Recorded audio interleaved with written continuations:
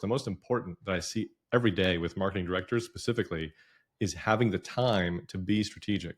If you don't protect your time, if you don't manage your time well, if you don't make the time to be strategic, then you never can.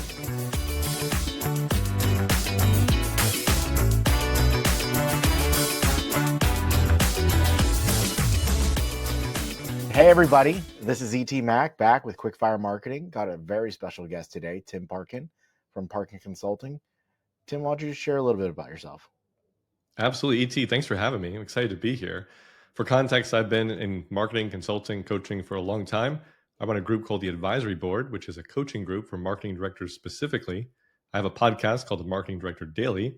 I've been featured in a lot of places, written for Ad Age, Adweek, TechCrunch, Inc., Forbes, you name it. But I'm excited to be here and to talk about all things marketing with you. We're in the middle of summer right now. This is the time where marketing leaders need to start thinking about H2. Am I hitting my goal? Am I not? When you're thinking about H2, eventually you're going to think about Q1 and wrapping up your fiscal year and what you need to do better. What's the balance that you would advise someone here? How do they find time to develop themselves? This is such a challenge of how do we be strategic and tactical at the same time? Oftentimes we spend so much of our time and effort with our head down, just trying to get things done. Frankly, we're all overwhelmed with all the things that we have to get done, and there's more being dumped on us. And how do we pop up and be strategic and then also focus on the right things? There's a number of things we can dive into here, but the most important that I see every day with marketing directors specifically is having the time to be strategic. If you don't protect your time, if you don't manage your time well, if you don't make the time to be strategic, then you never can. The first thing you can do right now is go on your calendar this week or next week and block off an hour of strategic time. We can talk about what to do inside of that time, but you have to block it off and you have to respect it above everything else and treat it like a meeting with your boss or the CEO. So you can first have the time to even be strategic and look at what have you done, what have you accomplished, and what's next. Rapid fire kind of position that you be in as a marketing director or leader. You're going into that meeting with yourself. What are the agenda lines? Like, what are the bullet points there? An after action review is really helpful. So to look at what have we done? What have we been doing? And is it working or not? There's so much waste in marketing, not only from the financial side, budget wise, like maybe you're running Google ads and they're not working. Let's stop doing things that aren't working, but also from a time and effort perspective. Like maybe we're redoing the website and do we even need to? Does it even matter? Lastly, look at the opportunities ahead of you. What are the things we haven't done yet? What are the new ideas we have? And how could we test those? I think that's a really key word I want to dive into here with you, ET, is testing.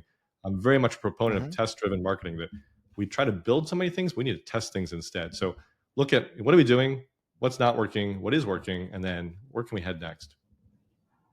If someone's running into like a major issue and this 1 hour block doesn't really help, what would you advise them then? This is where community helps a ton. You have to be in community. Most marketers, most marketing leaders or directors, they are the team. They're the marketing team. And so you don't have other people to talk with, to connect with, to brainstorm and troubleshoot and figure out, am I in the right place? Is this the right approach? Is this going to work?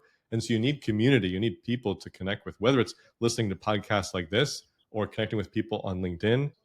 What if you don't have a community? Your team got slashed, your resources got slashed, and you've just been so buried and heads down. What's like the lifeboat or the floaty that you can throw to them immediately that they can just quick reset? I know there's no silver bullet, but what is one that you could be like, hey, there is a silver lining? If that's you, the first thing is to realize you are not your role. Your success is not determined by your worth. If you're in that situation, it's probably not your fault.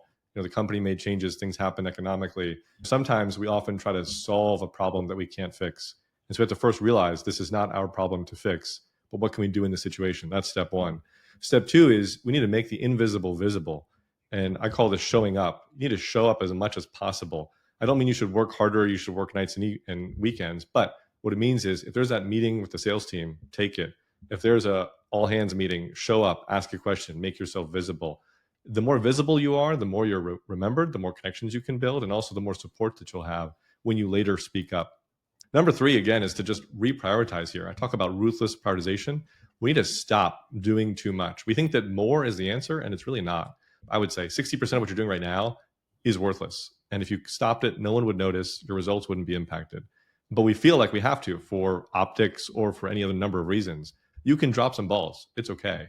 I'm going to repeat that because it's so important you hear it. You can drop some stuff. It's okay. We worry about our jobs, we worry about the accountability, but you can't do everything. You have to admit, what are we capable of, what's useful, what is productive, and then adjust accordingly. Making the invisible visible. I love that.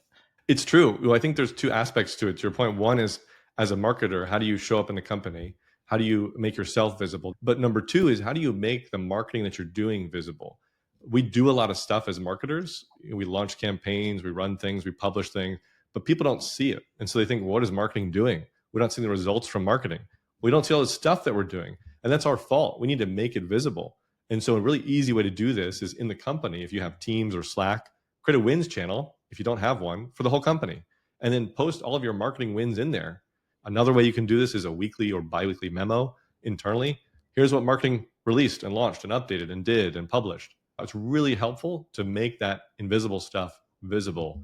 And again, that's how you can demonstrate the value, the contribution of marketing, and also get more support as well. And I think there's an appetite for that from all the other teams in the company as well. I am historically just always been on the sales side. The sales team is always the one posting wins, hitting the gong. Most of the time, especially today with omnichannel, the marketing team heavily contributed to that as well. It's like, we better get more sticks to hit the gong. Yes. And to your point also, even if you don't have tangible wins as a marketer, bringing insights to the table and celebrating those, bringing customer feedback and showing that feedback as well can be helpful. If you're early stage or if you're a startup or even if you're not, one of the questions I ask every marketer I talk to is, when is the last time you spoke to customers? And it doesn't matter what the answer is, because the answer is never good enough. I don't care if you talked to them yesterday, you need to be talking to them today. And so talking to customers is key. And there's this idea of customer proximity, that whoever's closest to the customer wins. Not only from a brand perspective, that you have a strong brand if you're close to customers, but also when you're close to customers, you figure out what they want. You can know the words that they use. You know what's important to them. You know the pains that they're dealing with. And so being close to the customer is really key for any size company. And it's something that we've lost touch with. Whatever it is, make sure you're talking to customers and make sure you're sharing that internally for everybody, not just for the marketing team. We work with a lot of early stage companies, and when they bring in a marketing leader, that person usually isn't a jack or Jill of all trades. They do have a background, maybe in ops, maybe in programs, maybe in product.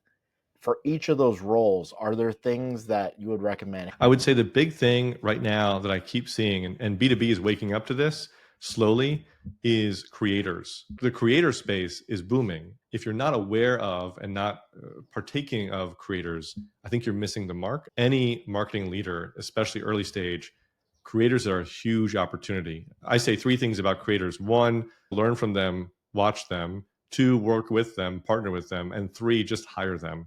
A creator by themselves could do more than most marketing teams, in my opinion. And they know the audience, they have the audience, they know how to do marketing, and they're good at doing it fast. And that's no longer a competitive advantage, speed. It's now a necessity. I would pay a close attention to every marketing leader for creators, because creators know what's going on. They have a pulse on the market, on your people, your audience. They know how to reach them, what they're responding to and engaging with, and they know how to create and produce content at scale that will get eyeballs, get leads, and get sales. Whether it's B2B or B2C, I think creators is something we all need to be paying attention to. And any new leader that was brought in, I would say, what's your plan for creators and how we're going to interact with them and work with them, because that would be key. More companies are coming out. I think the AI is pushing more companies. Yeah. We're seeing a lot of Gen AI companies. But to see where AI has come, it's very interesting, because I'll say this for the audience, that I think AI seems like this new thing, and AI has been around for decades and decades. And so it's cool to see that it's getting more awareness, but I think we're still very far from the imagination of what people think it will be or think it could do. And don't get me wrong, it's very useful. It can save a bunch of time, but still many interesting things to come in the next several years. So I'm excited to see how it unfolds. Well, hey, Tim, it was great having you on. We've had an amazing conversation, went in a couple turns, but every turn it was awesome. You can find us wherever podcasts are found. We'll have Tim's information as well. Tag everyone else you mentioned. Any final words, Tim? Be bold and be brave. Marketing is no easy job. And I think all of us need to just realize that it's monumental, but we can do it. What's your top 3 silly things that marketers do? Silly things that marketers do. I think one is attribution. That may ruffle some feathers, but I think attribution matters to a point. And I think that they worry too much about attribution. Attribution doesn't really matter, in my opinion. That's great. Those are the spicy words of Tim Parkin. That attribution one killed me. That attribution one's crazy. We're clipping that. That's crazy.